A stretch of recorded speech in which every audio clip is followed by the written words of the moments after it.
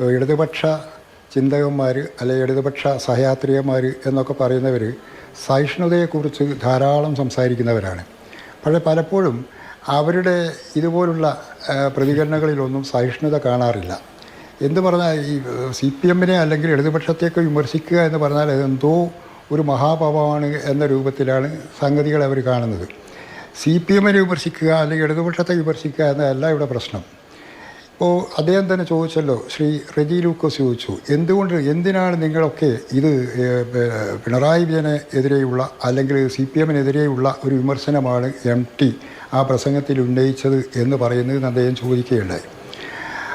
അദ്ദേഹം മറ്റൊരു കാര്യവും കൂടി പറഞ്ഞു. നമ്മളാരും ഇവിടെ അദ്ദേഹം പറഞ്ഞത് MT പ്രസംഗിച്ചത് കേന്ദ്ര ഭരണത്തിനെതിരെയല്ല, മോദിയുടെ ഏകാധിപത്യത്തിനെതിരെയല്ല എന്നും അദ്ദേഹം പറയുകയുണ്ടായി. ഞാൻ ആദ്യമേ ഒന്ന് വ്യക്തമാക്കട്ടെ, മോദിയുടെ BJP-യുടെ നേതൃത്വത്തിലുള്ള പാർട്ടിയുടെ നേതൃത്വത്തിലുള്ള മോദിയുടെ ഭരണം നിശ്ചിതമായി നരേന്ദ്രമോദിക്കെതിരെയാണ് എന്നാണ്.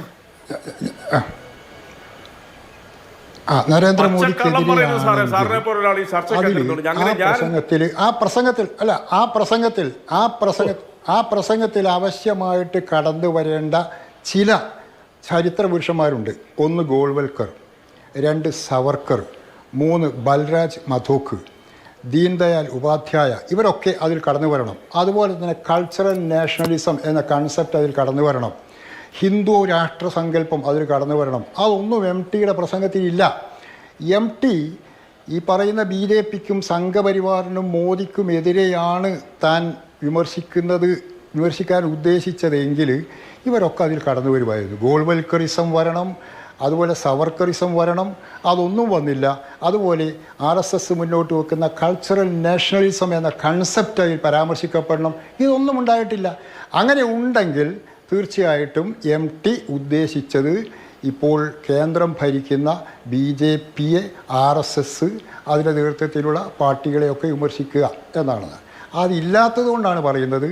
ഇവിടെ ഈ വേദിയിലുള്ളത് കേരളത്തിൻ്റെ മുഖ്യമന്ത്രി, CPM-ൻ്റെ നേതാവ് പിണറായി വിജയൻ. മാത്രവുമല്ല, അദ്ദേഹത്തിൻ്റെ പ്രസംഗത്തിൽ ഉടനീളം പറയുന്നത് കമ്മ്യൂണിസത്തെ പറ്റിയാണ്. കമ്മ്യൂണിസ്റ്റ് റഷ്യയെപ്പറ്റി പറയുന്നു, മാർസിനെക്കുറിച്ച് പറയുന്നു. മാക്സിം ഗോർക്കിയെ പോലെയുള്ള ആൾക്കാർ, അവരൊക്കെ കമ്മ്യൂണിസ്റ്റുകാർ തന്നെയായിരുന്നു, അവരൊക്കെ മുന്നോട്ട് വെച്ച ചില വിമർശനങ്ങൾ പറയുന്നു. അതിനുശേഷം EMS-ലേക്ക് കടന്നു വരുന്നു. എന്നിട്ട് അദ്ദേഹം അവസാനിപ്പിക്കുമ്പോൾ പറയുന്നത് എന്താണ്? ചരിത്രപരമായ ആവശ്യകതയിൽ നിന്ന് വേണം ഒരു നേതാവ് ഉയർന്നു വരാൻ. അങ്ങനെ ഉയർന്നു വന്ന ഒരു നേതാവല്ല ഇപ്പോൾ കേരളത്തിൽ മുഖ്യമന്ത്രി സ്ഥാനത്തിരിക്കുന്നത് എന്ന് ധ്വനിപ്പിക്കുന്നുണ്ട് ആ പ്രസംഗത്തിൽ. അതുകൊണ്ട് അങ്ങനെ ഒരു ധ്വനി ആ പ്രസംഗത്തിൽ നരേന്ദ്രമോദിയെക്കുറിച്ചുണ്ടായിരുന്നുവെങ്കിൽ തീർച്ചയായിട്ടും നരേന്ദ്രമോദിക്കെതിരെയുള്ള പ്രസംഗമായിരുന്നു അതെന്ന് പറയാം. ഒരിക്കൽ കൂടി ഞാൻ വ്യക്തമാക്കുകയാണ്, നരേന്ദ്രമോദിയുടെ ഭരണം അതിനിശ്ചിതമായ വിമർശനത്തിന് വിധേയമാക്കപ്പെടേണ്ടതാണ്.